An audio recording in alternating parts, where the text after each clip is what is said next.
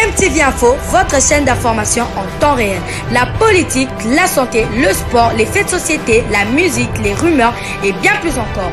Vous découvrirez cela dans notre chaîne DMTV Info.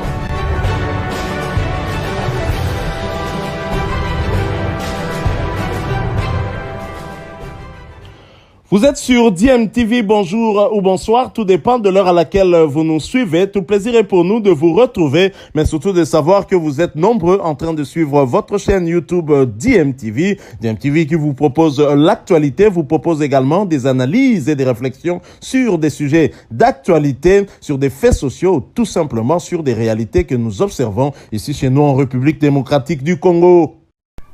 Encore heureux de partager avec vous ces quelques moments en vous donnant les quelques informations que nous avons pu récolter pour vous en ce qui concerne des internationaux congolais, des footballeurs congolais, des équipes de la République démocratique du Congo. Alors nous allons parler dans le cadre de ce petit tour d'horizon. D'abord, nous allons partir de Kinshasa où un joueur congolais évoluant en Europe est allé rencontrer le président intérimaire de la Fédération congolaise de football association Donatien Tshimanga. Nous allons vous parler de leur échange et ensuite nous allons aller au Caire où il y a eu tirage au sort de la compétition interclub africaine où le tout-puissant Mazembe connaît son sort et nous allons atterrir par la Belgique où un ancien du tout-puissant Mazembe connaît aussi la durée de sa sanction. Alors pour débuter ici à Kinshasa, Elvis Soukissa,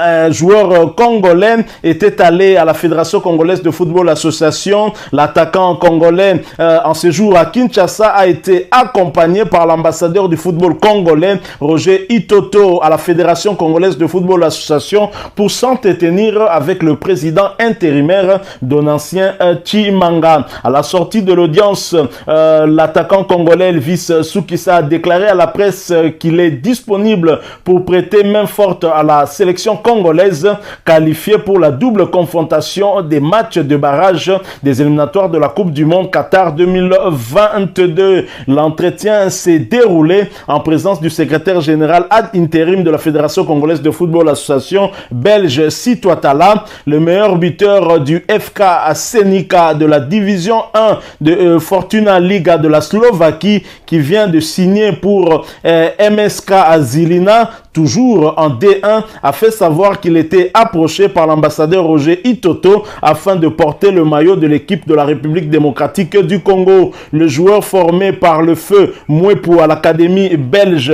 révèle qu'il est harcelé pour jouer dans l'équipe nationale de la Slovaquie. Je suis harcelé pour porter le maillot de la Slovaquie, mais suite aux entretiens avec l'ambassadeur Itoto, j'ai opté pour jouer pour mon pays, la République démocratique du Congo, car c'est une fierté de jouer pour les léopards de la RDC, a-t-il soutenu. Elvis Soukissa a également évolué dans le Slovan Liberec et le CSK Budejovic, deux clubs de la première division de la République tchèque.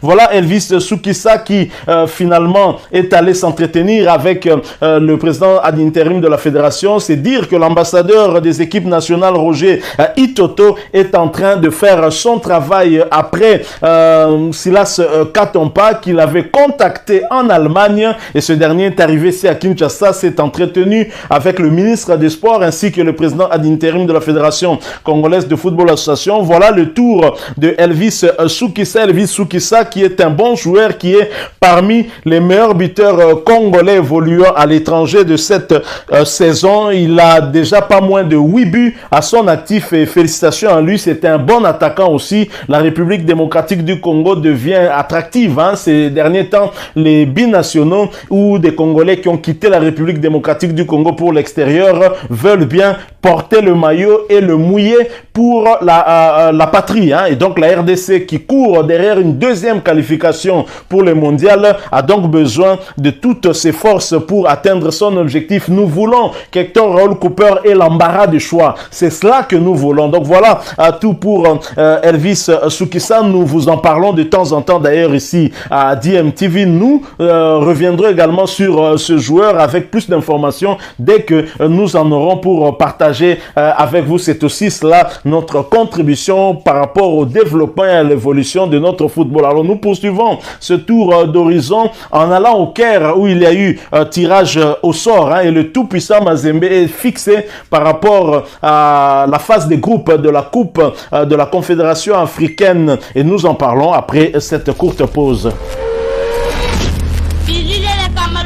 Au Caire, en Égypte, la Confédération africaine de football a procédé ce mardi 28 décembre 2021 au tirage au sort des deux compétitions interclubs. Focus sur la Coupe de la Confédération africaine, la seule où l'on peut encore citer la République démocratique du Congo grâce à la présence du tout-puissant Mazembe Anglebert, seul rescapé des éliminatoires des représentants congolais dans ce tournoi. Les Corbeaux sont désormais fixés sur les adversaires qu'ils vont affronter en face de groupe de la C2. Au départ placé dans le premier chapeau, le moins que l'on puisse dire, c'est que le tout-puissant Mazembe Anglebert a évité un sort entortillé au tirage. Le club du sud de la République démocratique du Congo partagera donc le groupe C avec le Coton Sport de Garoua, un club camerounais, une vieille connaissance d'ailleurs. Il y aura également à ses côtés Al-Masri d'Égypte ainsi que l'AS Otoo du Congo Brazzaville. La première journée de cette phase des groupes sera lancée le week-end du 11 au 13 février 2022. Le tout-puissant Mazembe débutera à la maison contre Al-Masri d'Égypte.